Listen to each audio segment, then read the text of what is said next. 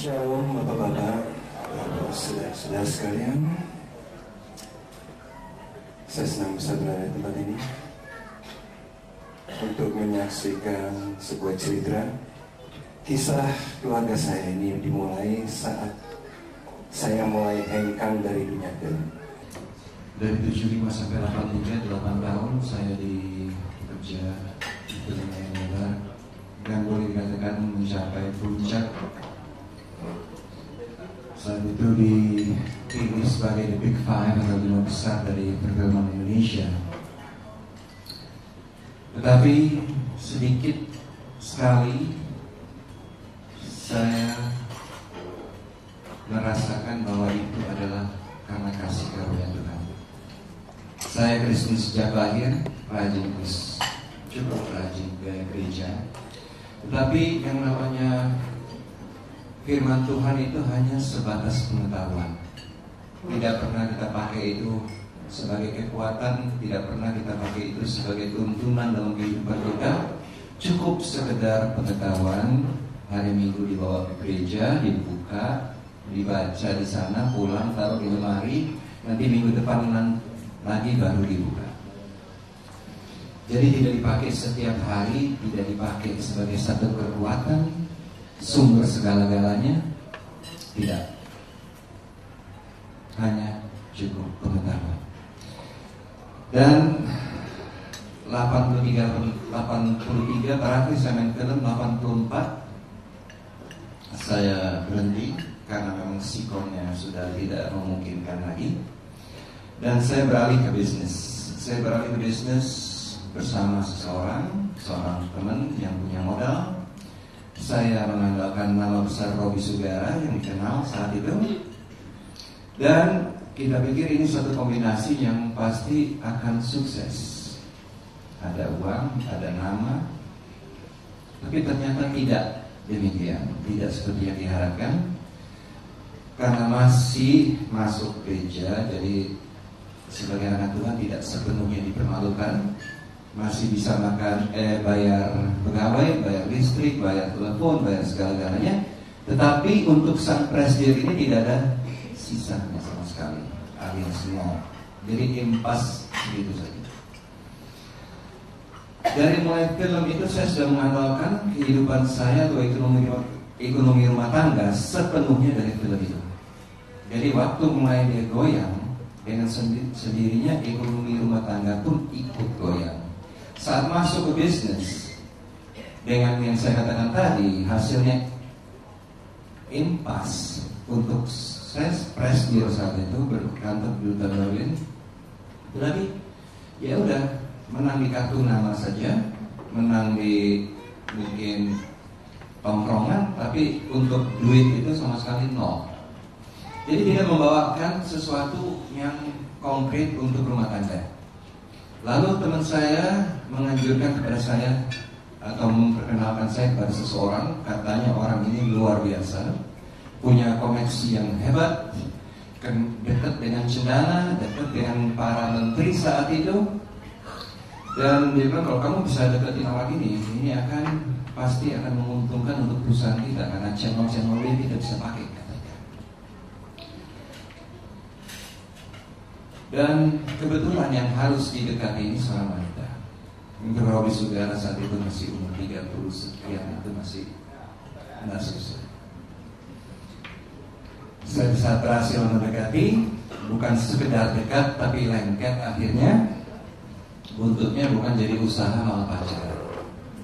Ini adalah awal dari kehancuran rumah saya.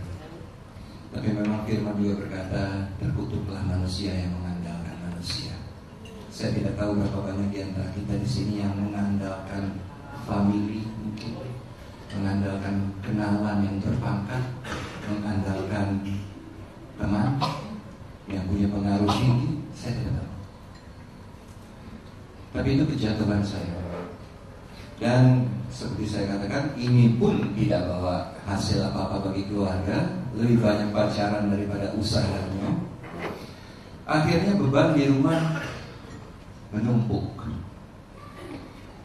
Dan kalau beban atau ekonomi rumah tangga itu goyang dengan sedikit sendirinya, antara suami istri pun menjadi satu gesekan-gesekan. Istri sebagai menteri keuangan mungkin di rumah harus mengeluarkan uang untuk uang sekolah anak, transportnya, bayar ini, bayar itu, makan sehari-hari. Sedangkan si bapak ini yang diminta, ya harinya kan buntutnya ke bapak lagi kan untuk uangnya. Si bapak ini tidak tahu mau ambil uang dari mana. Ketegangan terjadi, apalagi masih muda. Itu bisa kacau balau perang dunia itu. Kalau kita di dalam Tuhan saat itu, kalau kita menamakan diri kita orang Kristen, mungkin kita akan datang kepada Tuhan. Kita datang kepadanya, kita mengaku bahwa kita tidak sanggup lagi Tuhan. Tolong Tuhan kasih jalan keluar. Tapi tidak, kita masih dengan ego kita. Kita masih mengandalkan nama besar kita, mengandalkan kemampuan kita, mengandalkan otak kita, mengandalkan teman kita. Semua seperti yang saya katakan, nol besar. Dan akhirnya apa yang saya lakukan? Saya tidak mampu lagi untuk menanggung biaya rumah tangga sebagai seorang kepala rumah tangga. Tidak mampu lagi dalam segala hal. Jadi mencari jalan yang pintas. Kalau beban kita sudah tidak mampu lagi untuk pikul, lepaskan saja beban itu. Saya kabur, saya tinggalkan keluarga saya. Saat itu saya tinggalkan seorang istri dan 7 orang anak. Yang besar umur 11 tahun, yang paling kecil 9 bulan, masih bayi. Kalau saya tinggalkan dalam posisi yang istilahnya dengan deposito yang cukup untuk menjamin kehidupan mereka, saya tidak bilang itu baik. Agak mendingan gitu buat yang tinggal. Tapi ini nol. Kasar kata, untuk besok malam pun tidak tahu mau makan. Untuk besok makannya tidak tahu mau makan. Dalam kondisi yang demikian, saya tinggalkan. Saya melanglang buana jauh dari Jakarta. Usaha yang saya katakan di Duta Mulia dengan presidennya dan sebagainya itu saya tinggalkan semua. Dan dalam cerita ini sementara saya tinggalkan dulu rumah tangga saya. Sekarang ikutilah petualangan saya. Saya tinggal di luar kota, agak jauh dari Jakarta supaya tidak diganggu. Dan kita buka usaha. Dan usaha itu maju. Usaha itu berkembang. Kayaknya apapun yang kita sentuh jadi. Nah di sini kita mulai mikir, kehidupan saya diberkati dalam tanda kutip. Buktinya sekarang maju. Berarti kalau saya dulu gagal itu karena istri saya yang begini. Buktinya sekarang saya bisa berhasil tiap tahun ke luar negeri dan sebagainya. Udah lupa sama istri yang tidak terpikir lagi. Asik di dalam dunia saya ini. Tentu dengan 1001 macam dalih untuk membenarkan diri. Oh saya kan ambil langkah ini itu karena begini. Kalau nggak begini, nggak mungkin saya sampai begini. Jadi itu semua alasan-alasan untuk menutupi kekurangan kita, menutupi ketidakmampuan kita untuk membenarkan sesuatu yang tidak benar. 10 tahun berjalan, saya tidak pernah tengok, saya tidak pernah telepon, saya tidak pernah tahu bagaimana anak-anak saya, istri saya masih makan atau tidak, berpakaian atau tidak, masih sekolah atau tidak, masih hidup atau tidak, saya tidak tahu. Perlu geleng-geleng kepala. Kalau ini terjadi sekarang, infotainment kami pasti. Untung masih terhindar. Dan setelah kurang lebih 10 tahun baru ada kontak pertama melalui telepon, pertama kali melalui telepon, dan setelah itu ada pertemuan saya dengan anak saya. Dan di situ saya seolah disentak dari sebuah mimpi yang menghanyutkan. Di situ saya lihat anak-anak saya sudah besar. 10 tahun kemudian yang paling besar yang 11 tahun sekarang sudah seorang wanita cantik berumur 21 tahun. Dan di situ saya lihat saya tidak punya andil apa-apa dalam membesarkan mereka. Mereka sudah bisa melampaui SMA, mereka sudah bekerja, Dan saya sebagai ayah, mana tanggung jawab saya? Di mana andil saya dalam membesarkan anak-anak ini? Sama sekali tidak ada. Di situ baru saya itu benar bangun, baru seolah sadar. Dan dalam beberapa pertemuan, akhirnya saya berjanji kepada anak saya bahwa saya akan kembali. Itu juga karena tingkah laku anak-anak saya yang luar biasa.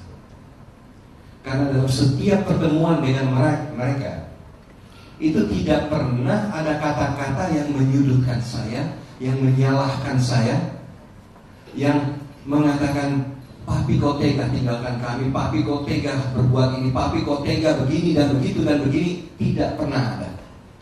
Yang ada hanya satu permohonan, "Papi pulang." Hanya itu. Tidak pernah mereka ketemu dengan saya bikin muka yang bagaimana. Tiap kali tiap pertemuan itu hanya ada pelepasan rindu. Kita berangkulan, kita tangis, kita susah untuk dilukiskan. Dan akhirnya saya ingin kebersamaan ini jangan sampai cuma beberapa jam bersama saya, mereka pulang. Beberapa jam bersama saya, mereka pulang. Saya ingin untuk tetap tidak lagi ada perpisahan saya dengan mereka. Maka saya janji kepada mereka, "Papi akan pulang." Walaupun saat itu saya tidak tahu bagaimana saya bisa lepas dari sangkar emas ini. Dan segala harta yang ada, kami waktu itu tidak kekurangan. Dan saya katakan, semua berhasil. Tiap tahun keluar negeri. Jadi secara materi cukup. Tapi materi ini tidak bisa menutupi satu rasa di dalam hati ini yang kerinduan akan anak-anak, kerinduan akan keluarga. Ini tidak bisa ditutup dengan harta yang ada. Itu makin hari makin kuat kerinduan itu. Makin hari makin tidak tertahankan. Dan akhirnya antara saya berjanji bahwa saya akan pulang dan kenyataan saya pulang, itu memakan waktu kurang lebih 4 tahun. Keseluruhan itu 14 tahun. Dan pulangnya pun satu mujizat. Sesuatu yang saya tidak pernah bisa membayangkan bahwa saya akan dipulang antar sampai di depan rumah oleh wanita tersebut. Itu sudah diawali dengan cekcok dengan apa, waktu dia tahu dia akan kehilangan saya. Wah, ramai sekali. Bahkan macam-macam rencana dia untuk diri saya. Tapi toh kita lihat bahwa Tuhan kita itu baik. Tidak ada yang mustahil. Dan dia akan sampai di depan rumah. Sampai di rumah saya diterima dengan sukacita yang luar biasa oleh anak-anak saya. Walaupun istri saya bingung. Terutama untuk ibu-ibu, saya yakin ibu-ibu bisa merasakan kalau orang yang menghilang begitu 14 tahun, tidak pernah memberi nafkah, tidak pernah bertanggung jawab, tidak pernah begini dan begitu, terus pulang-pulang di depan mata, terus aduh sayang sini dong, kangen banget, enggak kan ya, digaplok mungkin ya. Jadi istri saya rada kagok menerima saya. Tetapi dan satu tambahan, saya pulang berbekal uang tunai itu hasil perantauan 14 tahun, 60.000 rupiah. 2 potong jeans dan beberapa t-shirt. Itu yang saya bawa pulang. Tapi anak-anak saya memang sudah bilang bahwa papi kami tidak minta apa-apa, kami cuma ingin papi pulang. Bukan papi bawa uang, papi bawa ini, bawa itu. Tidak. Kami hanya ingin papi pulang. Dan mereka nyatakan itu bahwa saya pulang tidak bawa apa-apa, tapi diterima dengan sukacita yang luar biasa. Dan setelah sampai di rumah, menunggu beban baru. Jadi selama ini kan istri saya yang menghidupi anak-anak saya. Dia yang seluruh beban ada di pundak dia. Sekarang berpindah kepada diri saya. Dan saat itu saya bingung mau cari uang kemana. Kembali ke film, saya sudah hampir umur 50 waktu itu. Kembali ke film, apakah masih diterima? Karena selebriti kan tidak lebih dari barang dagangan. Selama dia masih laku dijual, orang akan terima dan harganya tinggi. Tapi kalau dia tidak laku dijual, tidak ada yang tengok. Jadi masih diterima apa enggak saya di sana? Masih bisa enggak saya main? Masih dikasih kesempatan apa tidak? Ada juga yang bilang, udah Rob, lo jangan kembali lagi ke dunia itu dunia maksiat itu, dunia film. Ntar kamu tergoda lagi, kamu jatuh lagi, udahlah, nggak usah ke situ, kerja aja di kantor. Yang aman lah, cari yang aman. Tapi saya ingin tanya kepada saudara-saudara, adakah tempat yang aman dari perselingkuhan? Adakah? Tidak ada. Nggak usah di kantor, nggak usah harus jadi bintang film baru bisa selingkuh. Di kantor bisa, di mana saja bisa, bahkan di dalam gereja bisa. Kita lihat hamba-hamba Tuhan juga banyak yang jatuh di dalam satu dosa ini, perselingkuhan. Jadi saya lihat, udah, sekarang ini aja. Saya terserah, mau yang mana dulu. Dan gembala di gereja kita juga dia menguatkan saya, Bung Robi. Tuhan kita adalah Tuhan yang ajaib. Dia tidak pernah bekerja setengah-setengah. Kalau dia mengembalikan Bung Robi di tengah keluarga, dia juga akan siapkan pekerjaan untuk Bung Robi. Dia tidak akan mungkin dia kembalikan lalu dia terlantarkan begitu. Tidak mungkin. Tuhan kita bukan yang demikian. Saya aminkan.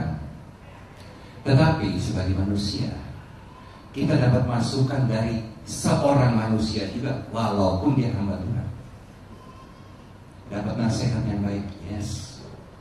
Tetapi di mata kita belum lihat satu bayangan dari mana saya akan cari duit untuk melanjutkan kehidupan rumah tangga saya.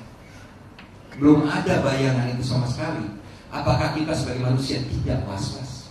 Walaupun kita dikuatkan oleh hamba Tuhan. Tapi Tuhan sungguh luar biasa.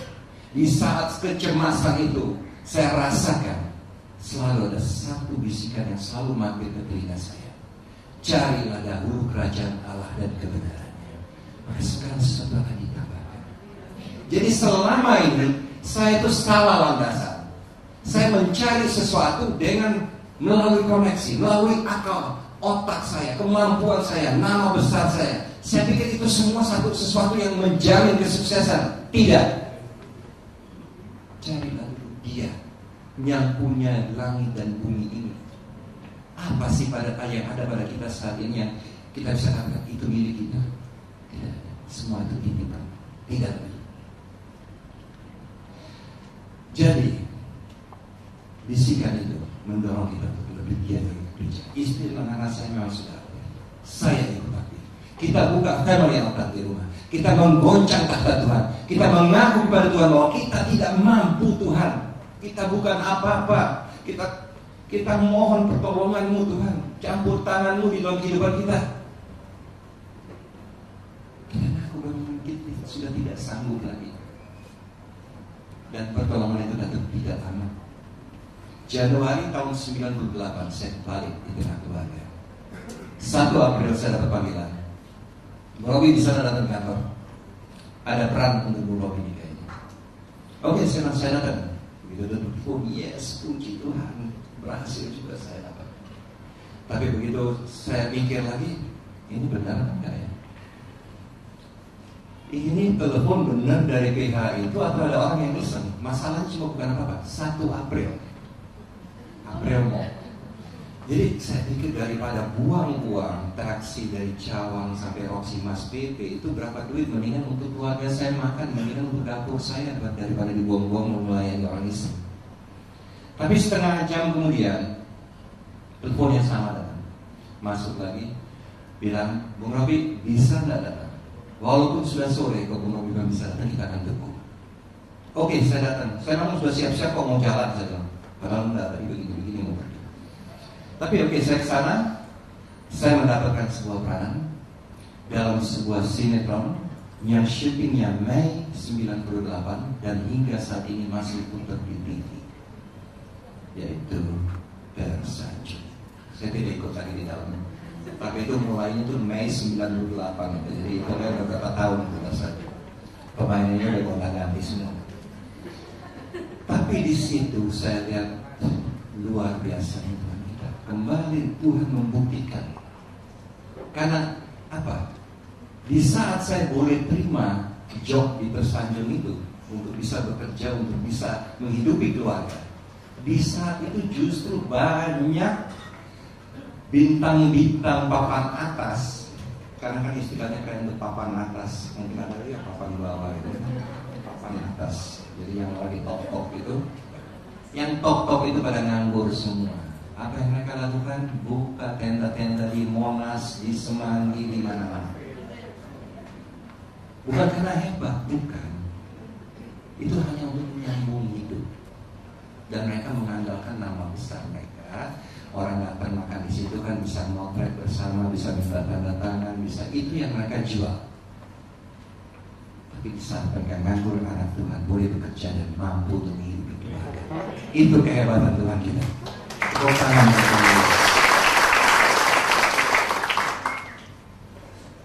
Dan apa yang saya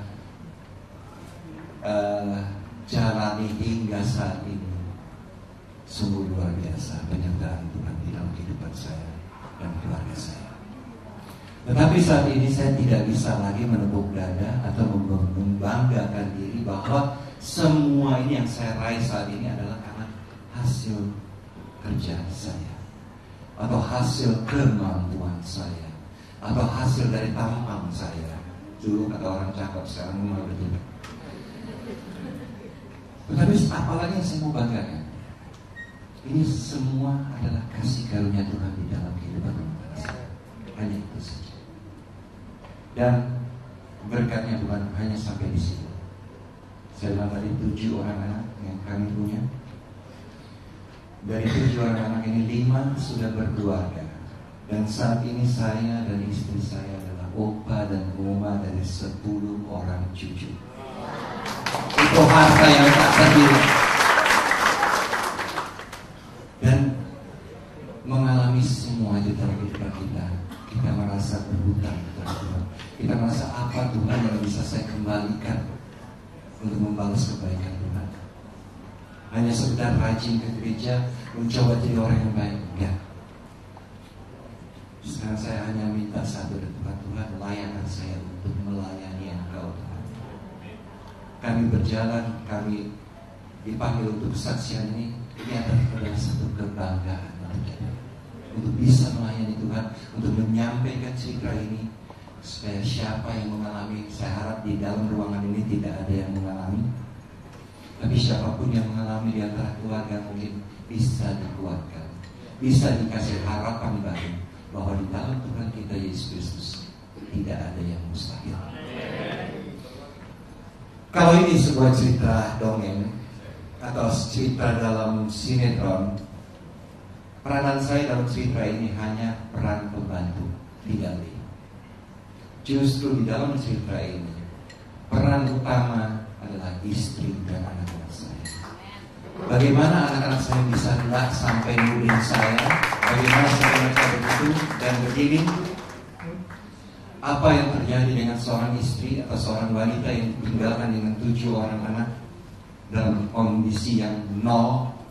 Untuk itu saya mohon istri saya berkasihan. Terima kasih Tuhan Yesus berkati.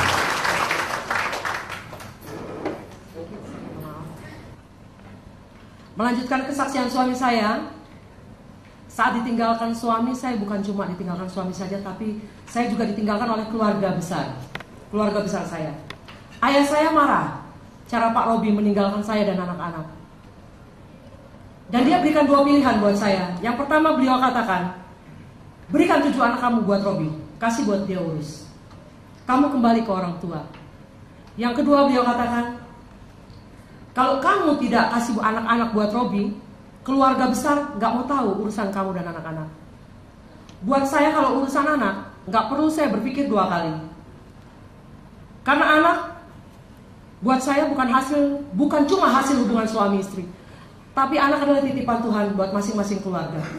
Saya dititipin 7, ada yang 10, 3, 2, 1, bahkan ada juga yang Tuhan belum percayakan punya anak. Saya katakan buat Tuhan, Tuhan, walaupun suami saya sudah meninggalkan anak-anak, masih ada saya. Saya mau bertanggung jawab Tuhan buat anak-anak saya. Tapi saya gak tahu caranya gimana Tuhan. Karena saat itu saya pikir anak-anak yang mengalami kehancuran rumah tangga orang tuanya Saya pikir tuh anak-anak yang SMP atau SMA, mungkin sekitar begitu, baru merasakan. Enggak. Anak saya yang pertama sampai yang keempat, umurnya 7 tahun, sudah mengalami imbas dari kehancuran rumah tangga orang tuanya. Tiap hari saya dipanggil ke sekolahan untuk mengatasi keberadaan anak-anak saya yang dalam kondisi kesedihan yang luar biasa. Dengan keberadaan saya saat itu, saya kumpulkan ketujuh anak-anak saya, masih kecil-kecil. Mau ngerti kayak mau enggak, saya nggak tahu. Pokoknya saya kumpulin mereka 7-7-nya, dan saya katakan buat mereka, Mami janji buat kalian, bahwa tidak akan ada bapak kedua yang masuk ke rumah kita ini, kecuali bapak itu yang kita tunggu. Pak Robi maksudnya. Bukan karena Pak Robi ini artis, saya tunggu-tungguin, bukan. Yang saya tahu cuma satu, saat pemberkatan nikah saya dengan Pak Robi, Tuhan berjanji buat saya, di dalam pernikahan itu, bahwa apa yang sudah dipersatukan Tuhan tidak boleh diceraikan oleh manusia. Itu yang saya pegang. Saat itu anak-anak saya mendapatkan satu kekuatan dari apa yang saya katakan. Kalau saat ada Pak Robi, mungkin anak-anak saya membutuhkan perhatian saya tuh 100%. Tapi saat ditinggalkan papanya, kalau ada 1000%, anak-anak saya perlu itu semua. Di saat yang sama, saya juga harus mencari nafkah. Seperti kata Pak Robi tadi, dia meninggalkan memang tidak dalam bentuk uang, tapi Pak Robi meninggalkan kami rumah yang cukup besar untuk ukuran Jakarta. Tapi nggak mungkin saya kasih makan anak saya, bayar uang sekolah, copot pintu, copot genteng, nggak mungkin. Saya harus cari. Saya bukan wanita karir, tapi saat itu saya harus dengan terpaksa mencari nafkah di luar. Saya katakan buat Tuhan, di saat yang sama anak-anak saya membutuhkan saya, di saat yang sama juga saya harus cari nafkah. Badan saya nggak bisa dibagi dua. Gimana Tuhan caranya? Saya ini orang yang bergaul dengan banyak kalangan. Saya bergaul dengan kalangan yang ekonominya di atas langit. Tapi saya juga bergaul sama tukang beca. Tapi rata-rata teman pergaulan saya yang rumah tangganya berantakan, boleh saya katakan 90% anak-anaknya juga berantakan. Nggak ada cerita. Yang perempuan kalau masih kecil, anak-anak tuh nggak ada masalah. Karena begini buat saya ya, kalau orang berselingkuh tuh, kalau suami saya nih pergi 14 tahun nggak kelihatan. Tapi ada juga orang berselingkuh tuh pulang tiap hari. Kalau buat saya, orang yang berselingkuh tuh badannya doang yang pulang, otak, pikiran, semuanya tuh ada di luar rumah. Yang dipikirin yang di luar. Istri sih masa bodoh, tapi anak-anak juga gak diperhatikan. Padahal orang tua tuh sebenarnya jungkir balik tuh buat siapa sih? Kadang kepala di bawah kaki di atas buat siapa? Buat orang tua, buat tetangga, gak mungkin. Buat anaknya. Anak gua harus yang terbaik, sekolah yang terbaik, dapat mobil yang terbaik, semua yang terbaik. Tapi kalau udah masuk dalam perselingkuhan, lupa semuanya. Yang dipikir cuma, ini perempuan gua lagi ngapain, ini laki gua lagi ngapain. Itu laki perempuan, kalau udah berselingkuh, gak kepikiran untuk urusin anak. Dan akhirnya anak-anak yang perempuan itu kalau masih kecil gak apa-apa, gak masalah. Tapi begitu udah dewasa, mereka kehilangan figur bapak tuh kalau anak perempuan itu. Carinya kemana? Cari itu ke mall-mall. Karena di mall juga banyak om-om yang cari anak-anak muda tuh. Jadi mereka masa bodo amat. Gua gangguin laki orang kek apa kek, pokoknya gua dapat di situ. Yang laki-laki juga gitu. Bapak tuh kan kebanggaan. Mau finish akhirnya mereka. Karena kebanggaannya hilang. Bapaknya udah gak mikirin. Cuman mukanya doang kelihatan tiap hari. Tapi perhatiannya habis buat anaknya, gak ada. Saya katakan buat Tuhan saya nggak mau. Saya nggak mau anak-anak saya kayak yang 90%, saya nggak mau. Anak saya harus seperti yang 10%. Karena apa? Ekonomi itu nggak bisa beli kebahagiaan anak-anak. Coba tanya anak-anak. Tuker nih bapak lo sama ini harta, mau nggak? Enggak.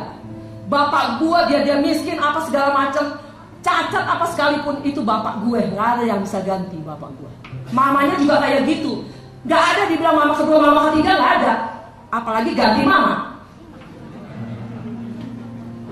Tapi kadang anak tuh nggak bisa dipaksakan untuk menerima segala sesuatu. Dan saya bilang, aduh Tuhan, saya nggak mau anak saya nggak boleh seperti yang 90%. Anak saya harus yang 10%. Tapi saya nggak ngerti caranya Tuhan. Saat itu Tuhan begitu baik buat saya. Tuhan mengajarkan saya untuk menghantarkan anak-anak saya ke tangan Tuhan. Saya bawa anak saya 7-7-nya ke tangan Tuhan masih kecil-kecil. Ke rumah gereja. Mau hari Minggu ke hari apa ada kegiatan dalam gereja, saya bawa anak saya ke sana. Tapi bukan saya bawa anak saya ke gereja itu saya nyantai aja di rumah, nggak kayak gitu. Saya tetap perhatikan anak-anak saya di rumah. Saya lihat anak saya satu-satunya, anak saya kayak kondisinya kayak nggak beres nih. Kayaknya sedih banget dia. Cepet-cepet saya bawa anak saya ke gembala saya. Ibu gembala, tolong anak saya.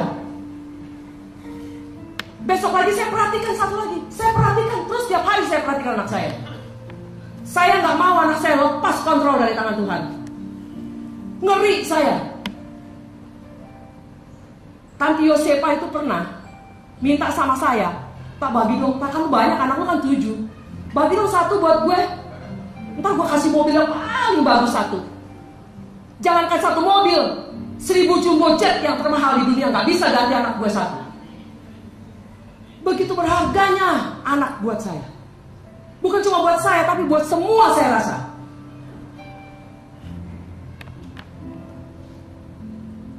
Waktu berjalan 4 tahun kemudian, anak-anak saya ini bukan anak-anak yang super. Dan saya bukan wanita super. Saya juga sama seperti ibu-ibu lain, yang mengalami kesedihan yang luar biasa, tidak punya harga diri, malu, udah segala macam, campur aduk. Waktu saat ditinggalkan suami, saya sempat di situ, di posisi itu, saya sempat. Tapi saya nggak mau lama-lama di posisi itu. Mikirin laki gue lagi ngapain ya. Aduh dia pasti lagi sama perempuan ini. Aduh gini, aduh gitu. Enggak. Tapi saya sempat di posisi itu. Cuma saya nggak mau lama-lama. Ngapain saya mikirin laki saya? Orang dia nggak mikirin saya, apa saya mikirin dia lagi? Dia lagi seneng kok. Saya cepat tegak berdiri. Karena masih ada 7 tanggung jawab Tuhan yang Tuhan kasih buat saya. Harus saya jalankan. Saya nggak mau mikirin orang lagi gila gitu, saya nggak mau. Karena teman-teman saya banyak yang di posisi ini akhirnya perceraian tuh jalan keluar. Padahal itu bukan solusi. Tuhan kita kasih ajaran tidak boleh bercerai itu nggak gampang itu, susah. Kita bukan kayak tetangga sebelah nggak jodoh cerai, akhirnya bingung. Yang mana sih sebenarnya jodoh lu ini? Tuhan nggak kayak gitu. Kamu kalau cerai itu bukan 2 itu hancur tuh, di belakangnya banyak. Imbasnya banyak ke sana. Suatu saat anak saya 4 tahun kemudian, anak saya itu yang paling besar tuh minta salah satu kamar dari saya. Mama, boleh pinjam kamar, Ma? Tunjuk salah satu kamar. Oh boleh.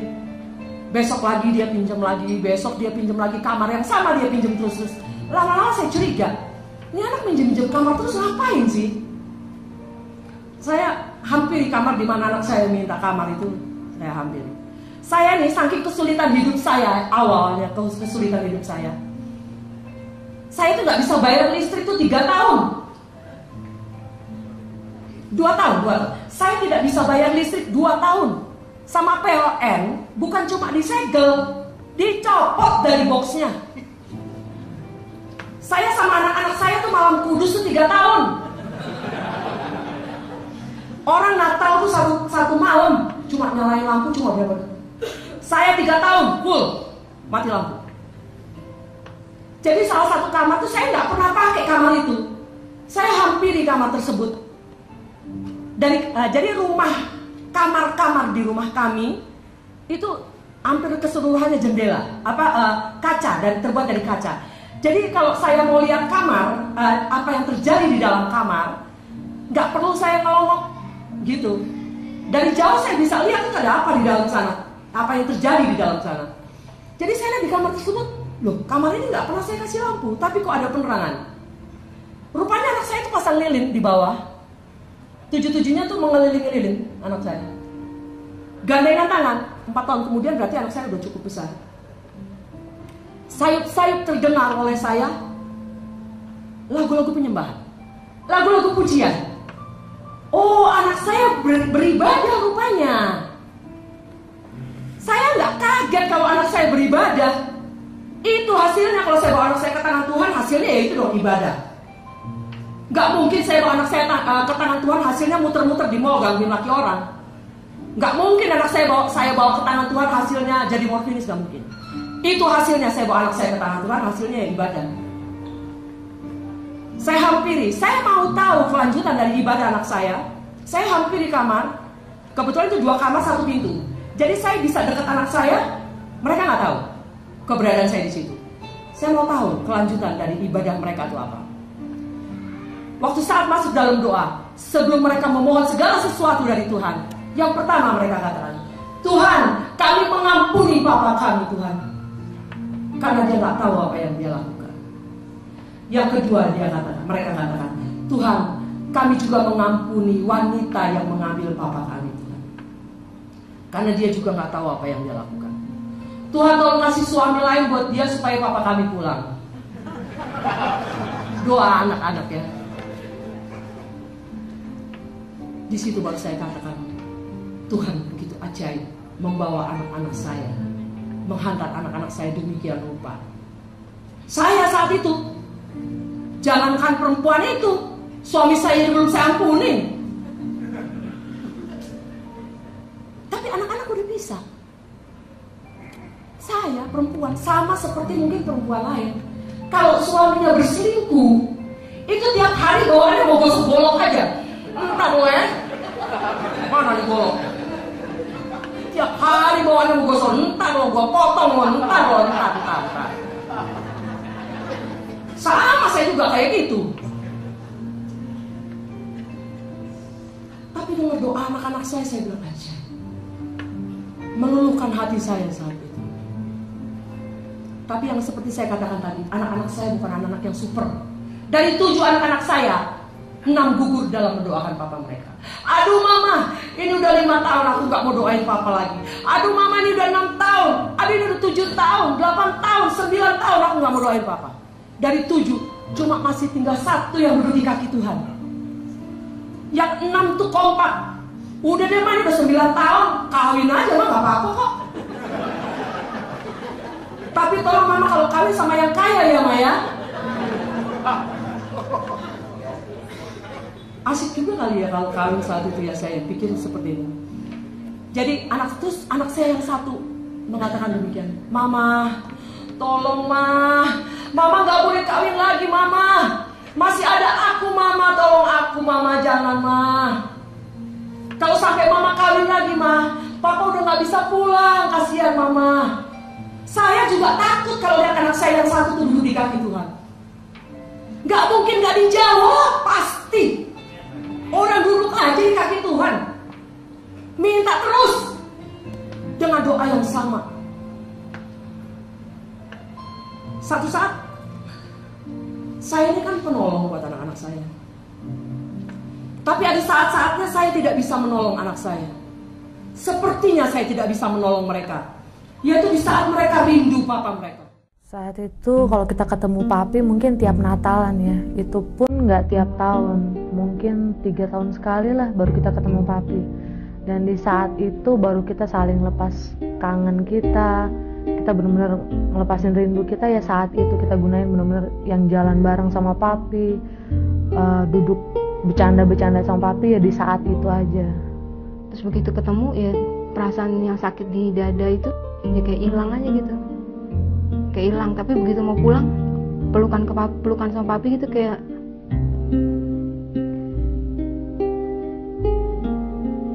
kayaknya mau lepasinnya kayak sayang gitu. Banyak kan kalau aku nangis masih kayak kurang puas, aku suka tulis di diariku, kalau nggak di buku gitu. Karena aku tulis gitu kayak tulis besar banget. Aku tulis, tapi aku kangen banget Masa papi nggak ngerasain apa yang aku rasa sekarang sih? Aku tulis ulang-ulang terus, aku double tuh kata-katanya sama, aku tulis gitu terus aku tumpahin di kertas. Anak saya dari kecil tuh sampai besar kalau rindu papanya tuh sampai kejam-kejam. Aduh mama, tolongin aku mama. Aku rindu papa mama, tolongin aku dong mama, tolongin aku. Kalau udah kayak gitu saya kayaknya nggak punya tulang. Dari ujung rambut sampai kaki saya lemas. Aduh apa yang mau saya lakukan? Kalau mereka minta sepatu baru atau baju baru, tas baru, mungkin saya akan bekerja lebih kuat untuk dapat semuanya. Yang diminta bapaknya. Bapaknya yang cuma satu, cuma ini.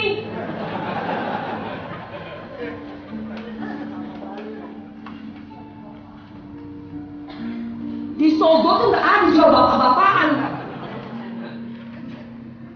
Kalau ada jual bapak-bapakan yang sama seperti yang kita ini, saya beli tiap anak saya itu. Nggak ada.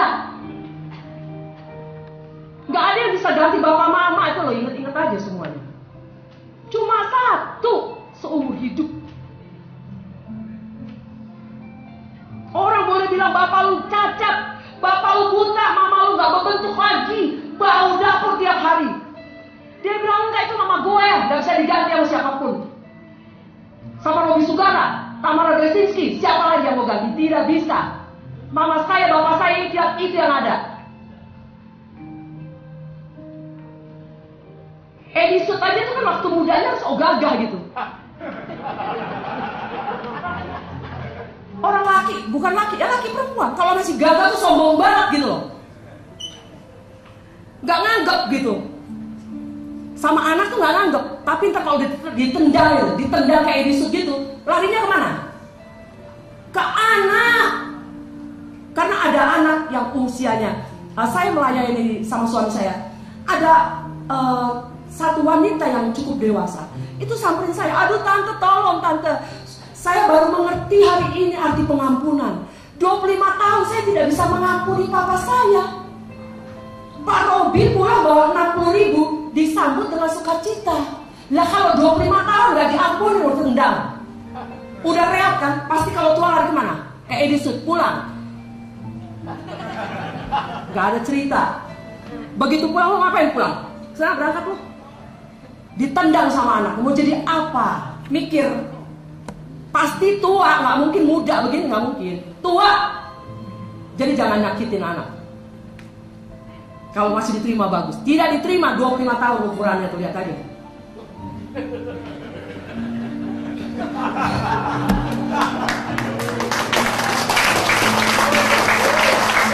Gemes, karena saya tuh gemes banget gitu.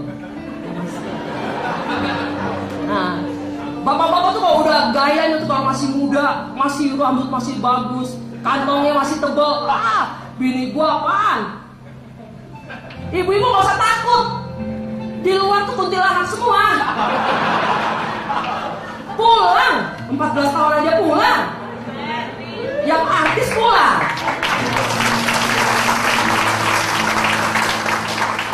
Cuma jangan contoh saya. Ada yang saya buat soalnya seperti demikian ya. Nanti saya cerita. Jadi satu saat anak saya itu ada pertemuan dengan Pak Robi. Pas pulang dari Pak Robi, anak saya mukanya sukacita banget. Wah, indah banget saya lihat. Ini muka-muka kayak gini ya gak bisa saya kasih buat anak saya. Ketemu bapaknya, 2 kali lagi datang seperti gitu. Aduh mah, papa mau pulang mah. Anak saya 77 masuk lagi dalam doa. 2 kali 3 kali lebih kuat daripada yang pertama tadi. Ya. Terus satu saat ada telepon. Ma tuh ada telepon buat mama katanya. Saya ini namanya Berta. Saya dari Papua. Nama panggilan sayang saya di rumah itu Eta. Jadi Ma tuh ada telepon. Jadi saya angkat. Saya angkat, halo, saya gitu. Dari seberang sana ada suara yang berat. Halo Eta. Waduh, dengkul saya goyang semua. Aduh, di jantung bawah copot nih. Ini dengkul gemeteran. Itu suara Pak Robi di sana. Saya pikir saya itu udah gak punya rasa sama Pak Robi. Karena udah 10 tahun lebih, misa itu udah 10 tahun lebih. Gak punya rasa lagi saya sama Pak Robi. Nggak rasa benci, sayang, cinta, wah udah hilang semuanya, nggak ada dari saya. Tapi kok dengar suaranya kok dukung saya, nggak semua ini. Rupanya itu yang Tuhan bilang itu di firman Tuhan, kasih yang mula-mula itu ada. Tapi kalau kasih yang mula-mula itu kawin lagi, mana yang mula-mula nggak ada. Baru lagi. Sekali jadi ketok Tuhan, kamu baru kapok. Jadi kasih yang mula-mula itu ada. Jadi ibu-ibu kalau bapaknya lagi pergi sekarang ini gak usah takut. Biarin aja dia pergi. Nanti juga balik. Gak usah takut. Siapa takut gitu, Tuhan kita Yesus ini luar biasa.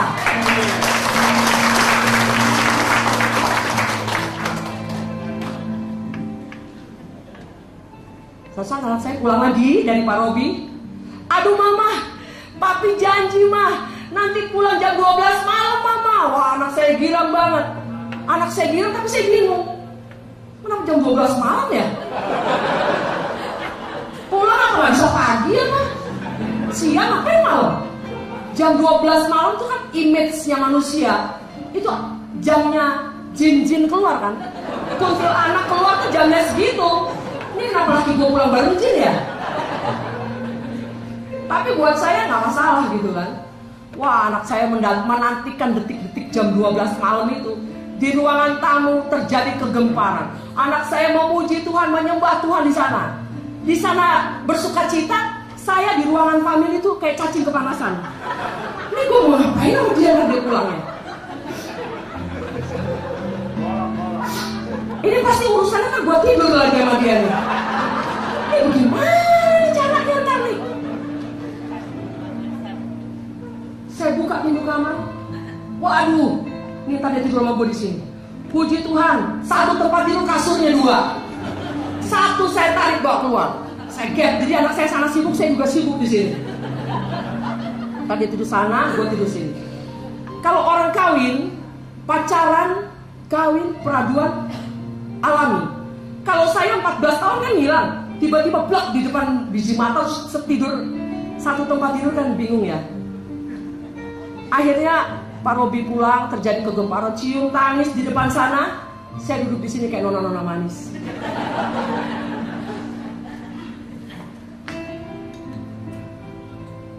Dan saat tidur pun tiba.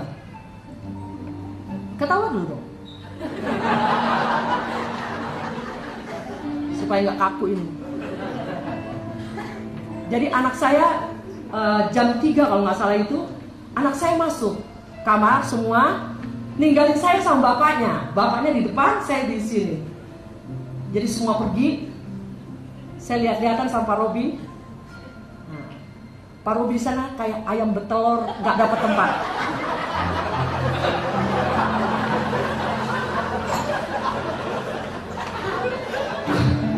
Pak Robi di ujung sana saya lihat dia mundar mandir. Kasian juga nih orang. Saya lihat sini deh kamu sini. Kamu tidur di sana, saya tidur di sini. Oh iya katanya, masuk ke dalam. Saya tidur terpisah dengan suami saya bukan waktu yang singkat, cukup lama. Nggak mungkin begitu tiba langsung wah kayak tsunami gitu, nggak mungkin lah.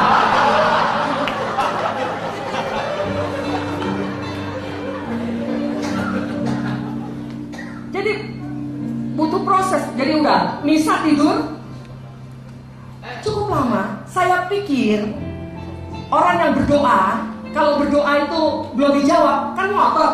Kalau udah dijawab kan udah agak kalem-kalem. Ini saya pergi ke kamar yang sama, anak saya posisinya sama, dengan doa yang sama. Apa sih ini lagi? Saya dengar apa lagi, mereka duduk lagi, melingkar lagi di yang seperti tadi saya cerita juga. Saya dengar apa lagi sih? Waduh, Tuhan Yesus hancurkan kesombongan mama saya, hancurkan kepala batunya, hancurkan tegar tengkuknya. Ini kenapa jadi gue yang didoain ya? Itu pokoknya bahasa Alkitab yang hancur-hancur buat saya semua ya. Tapi seperti yang saya katakan tadi, Kalau telinga ini ada 1000 telinga, telinga ini buat anak saya. Saya dengar anak-anak saya minta apa. Itu permintaan yang wajar dari seorang anak dan anak-anak saya. Nggak perlu Tuhan kirim malaikat untuk hancurkan saya, atau hamba-hamba Tuhan dikirim untuk hancurkan saya. Mendengar doa anak-anak saya sudah hancur sendiri. Dan rumah tangga kami dipulihkan. Banyak teman-teman kami yang ngiri lihat saya, karena saya sama suami saya kayak pengantin baru.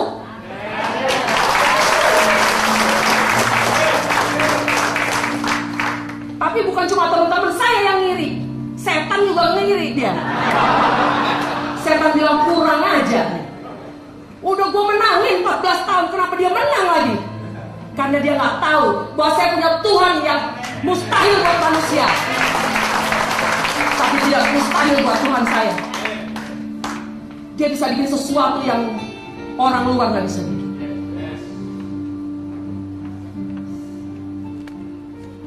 Kenapa saya bilang tadi bahwa jangan contoh saya dalam menantikan kehadiran suami yang dalam keadaan berselingkuh. Jangan contoh saya, contoh anak-anak saya. Karena begini, waktu saat ditinggalkan, saya nih dilayani sama Pak Pendeta Yonas Wisa. Pak Yonas tuh bawa contoh satu orang ibu. Sesberta ini contoh. Ibu itu usianya 50 tahun, saat itu saya umur 30 tahun. Ini loh contoh ibu ini. Ibu ini juga ditinggalin suaminya 15 tahun. Ibu dan anak-anaknya berdoa. 15 tahun suaminya dikembalikan dan meninggal di tangan istrinya. Saya baru mau jalan, belum setahun. Gila, 15 tahun berdoa cuma buat mampus doang itu. Lama juga ya berdoa cuma buat mati doang di tangan sini. Kalau mati aja sendiri lagi. Saya orang baru mau jalan cerita 15 tahun. Jadi saya nggak percaya itu. Jauh banget itu 15 tahun. Terus saat doa, saya dengan anak-anak saya, di saat saya berdoa, ini penting buat ibu-ibu ya, dan anak-anak juga penting mendengarkan ini. Berdoa, saya bikin family altar sama anak-anak saya. Saya suka bagi doa untuk anak-anak saya. Hari ini kamu doa buat papa. Hari ini kamu. Tiba di giliran saya. Kalau anak-anak saya doanya benar. Kalau saya doanya untuk nyenengin anak-anak saya. Saat saya giliran berdoa, Tuhan Yesus kembalikan suami saya. Pokoknya saya minta sama Tuhan. Tapi begitu amin, selalu dan selalu yang saya lakukan adalah, apa iya gue bisa mengampuni suami? Apa iya gue bisa terima dia kembali? Apa iya melulu yang saya lakukan? Saat itu saya tanya sama Tuhan. Tuhan, kenapa saya dipulihkan? Rumah tangga saya kenapa dipulihkan setelah 14 tahun? Kenapa nggak 1 tahun? Kenapa nggak 1 bulan Tuhan dipulihkan? Tuhan, sepertinya Tuhan ingatkan saya. Saya waktu anak-anak, saya lihat waktu anak-anak kamu bawa ke gereja, kamunya nggak kelihatan tuh di gereja. Kamunya di mana ya? Saat kamu doa sama anak-anakmu family altar, kamu juga berdoanya apa iya? Apa iya gue bisa ngampunin? Apa iya melulu kamu?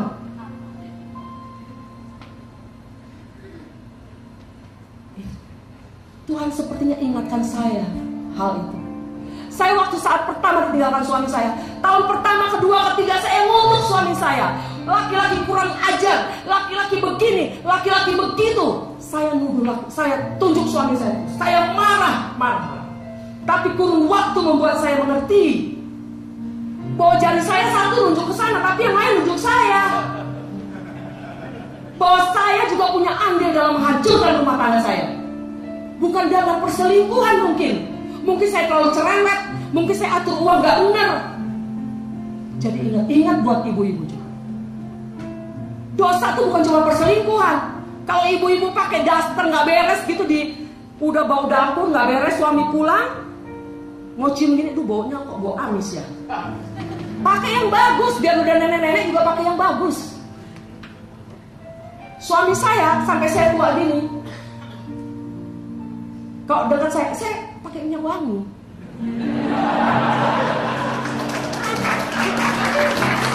Bukan cuma waktu muda, tapi udah tua, seperti usia ibu ini mungkin ya, lebih dari saya.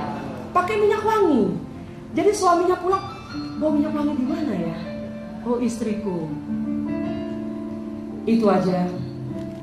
Kiranya kesaksian saya dan suami saya hanya untuk kepujian dan kemuliaan nama Tuhan. Haleluya.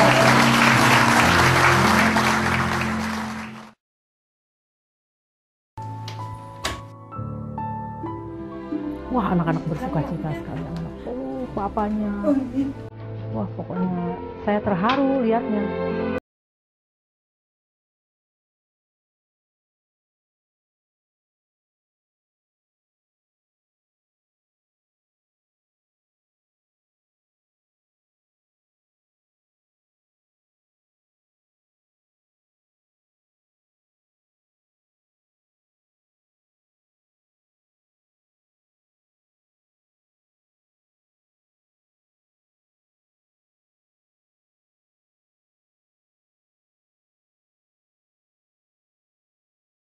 Jadi malam itu saya pulang pun yang saya dapatkan hanya sukacita. Dan memang Tuhan pulihkan hati saya, hati Pak Robi. Wah, lebih dari pacaran lah sekarang ini kehidupan saya dan Pak Robi itu. Dan memang saya saat ini merasakan satu kebahagiaan yang luar biasa. Dan merasakan bahwa Tuhan campur tangan dalam kebahagiaan yang kami alami saat ini. Untuk menerima kembali, mau menerima orang yang nyakitin kita selama sekian lama. Kalau bukan karena campur tangan Tuhan, diberi kebesaran hati, diberi kasih di dalam diri mereka untuk dapat menerima kembali. Kalau bukan itu tidak mungkin, saya rasa.